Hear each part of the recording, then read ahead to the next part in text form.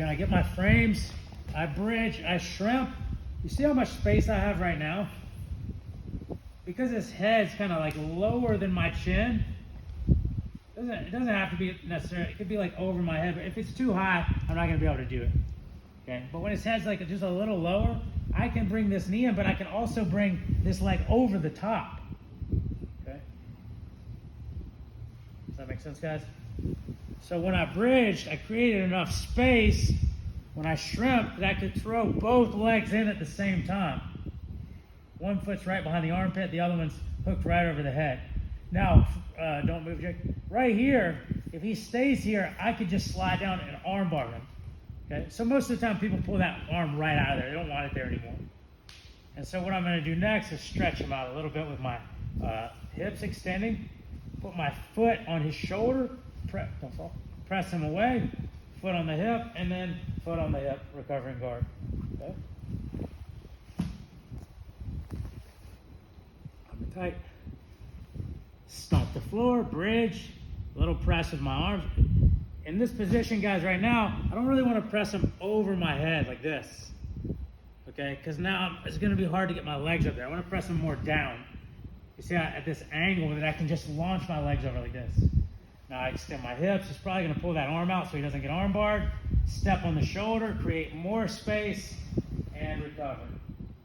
Okay, I can go to this open guard, or I can simply pull him forward by grabbing his sleeve and collar and closing my guard.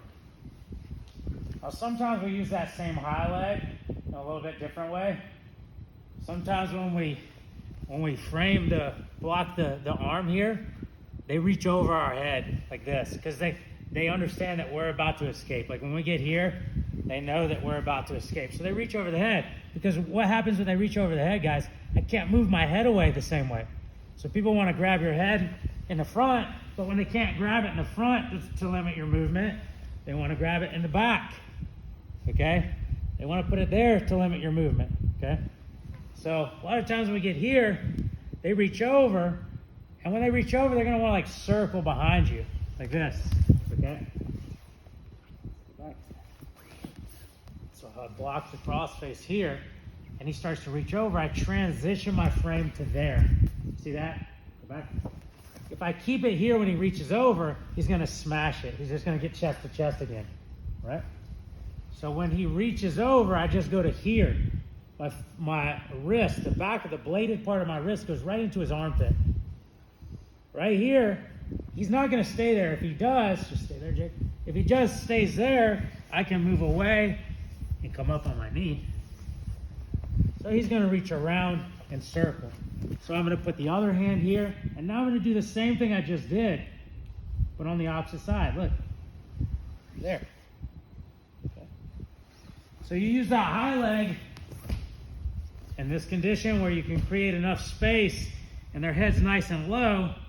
You can throw it over the head with your knee coming up the middle, or you can also use it if he circles. On the opposite side, I do the same thing. Does that make sense, guys? You tracking there? Okay, so that's a useful tool for guard recovery. Jake's coming around, he's passing my guard. I get here. Okay, come sit on, no, pass my guard. Sit on. Okay, I get here, I move away, throw my leg over. Okay, and recover. Or he's passing my guard. I frame up.